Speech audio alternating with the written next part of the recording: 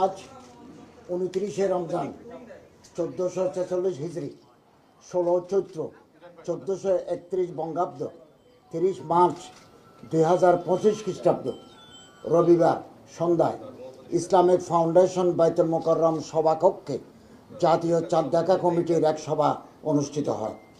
সভায় 1446 হিজরি সালের পবিত্র শাওয়াল মাসের চাঁদ দেখা সম্পর্কে সকল জেলা প্রশাসন, ইসলামিক ফাউন্ডেশনের প্রধান কার্যালয়, বিভাগীয় জেলা কার্যালয় সমূহ, বাংলাদেশ আবহাওয়া অধিদপ্তর এবং মহাকাশ গবেষণা ও দূর অনুধাবন প্রতিষ্ঠান হতে প্রাপ্ত তথ্য নিয়ে পর্যালোচনা করে দেখা যায় যে বাংলাদেশের আকাশে পবিত্র শাওয়াল মাসের চাঁদ দেখা গেছে।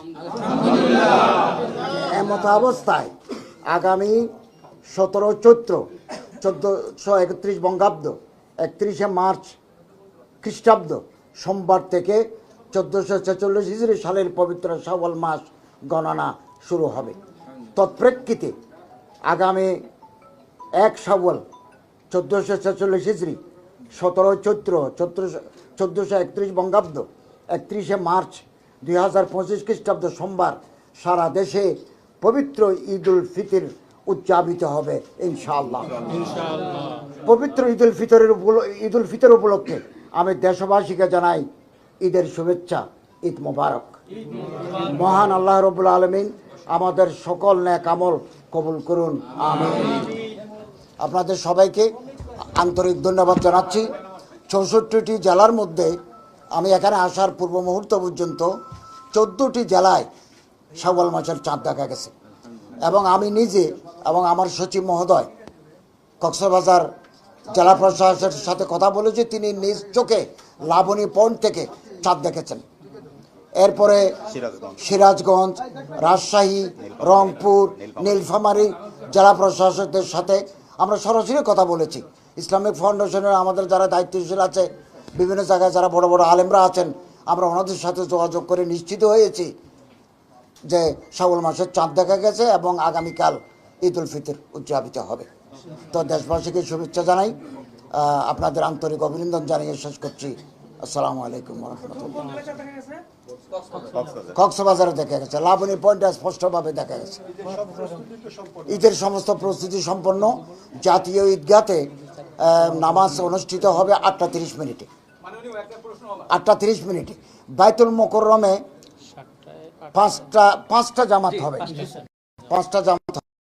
আকাশে যদি মেঘ দেখা দেয় অথবা কোনো দুর্যোগপূর্ণ পরিস্থিতি তৈরি হয়, তাহলে জাতীয় ঈদগাহ যে নামাজ 8টা 30-এ হওয়ার কথা, সেটা 9টায় হবে বাইতুল মোকাররমে।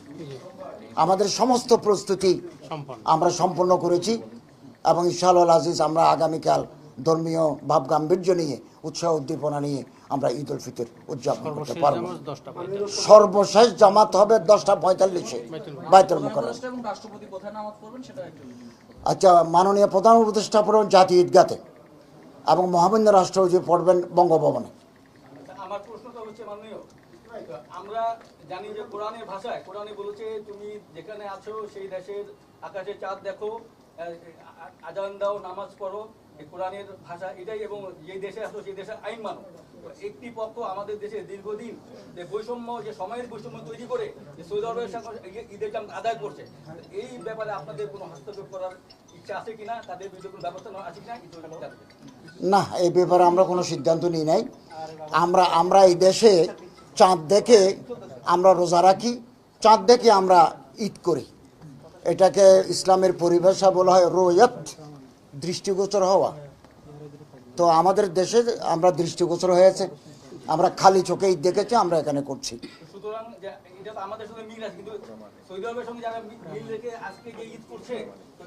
এটা শোনেন, এই ব্যাপারটা নিয়ে সৌদি আরবের সাথে মিল রেখে বাংলাদেশ বা সারা পৃথিবীতে ঈদ করার যে কথা আপনি বলছেন, এটা নিয়ে যথেষ্ট বিতর্ক আছে।